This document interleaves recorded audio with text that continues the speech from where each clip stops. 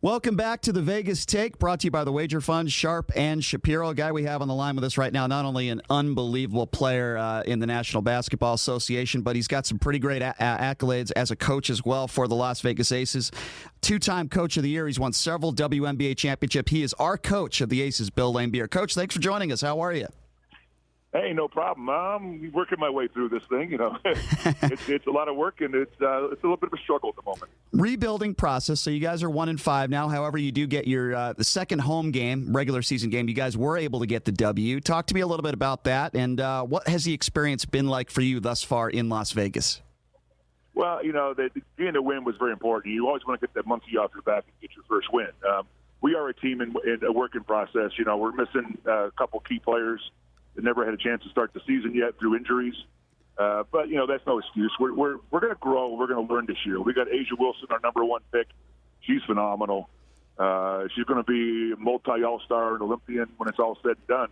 But she has to learn the WNBA and professional basketball also. So we're going to take our lumps, but we are the players are very optimistic about our direction and where we're going. You've been coaching in the WNBA for a long time now. How would you compare the crowds over there at Mandalay Bay to all the other crowds in the WNBA? I thought their first home game was absolutely phenomenal. That none of the show they put on in the stands, MGM did, but also the people in attendance. Our second game was no different. A couple less fans, but no less vocal. They're into it, and we've got a good win for them. They were very appreciative of how hard our ladies play.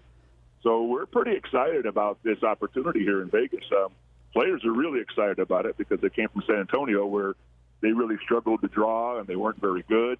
And the franchise didn't really look out for them that much. So this is a great experience for them. And last time I spoke with you, it was when you were here, when the NBA All-Star Game was here, and you were representing the WNBA. And I asked you the question. That was a while ago. I asked you the question. I said, a while ago. That was quite a show. That was, right? That was a crazy weekend. So I asked you the question like years ago. I said, do you think we'll ever get a WNBA team here or an NBA team? And you told me, I don't expect you to remember this, but you said we'll probably get a WNBA team first, and then eventually I don't see why not an NBA franchise. Do you still feel that way? Yeah, I do. The stigma's gone of gambling in sports. It's as you see, as legalized sports. Supreme Court said legalized sports betting now, so that's gone. That was the biggest stigma for having professional sports in the Las Vegas market. It's a big, small town. It's got, a couple million people within a quick reach of any venue. So, there will be an NBA team come here. I'm convinced of it. It's a matter of when and who.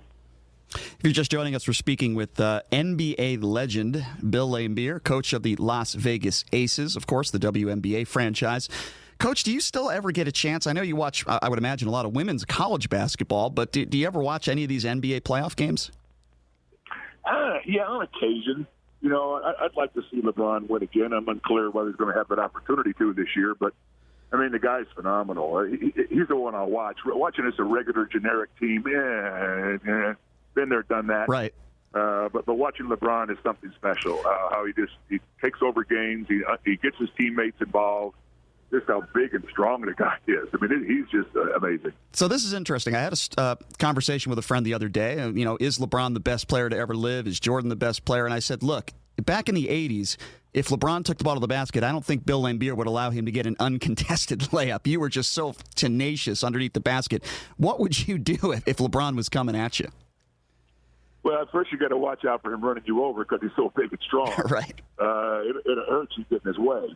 The game was played differently then, and he would adjust to that also. He's taught himself to be a phenomenal perimeter shooter under pressure.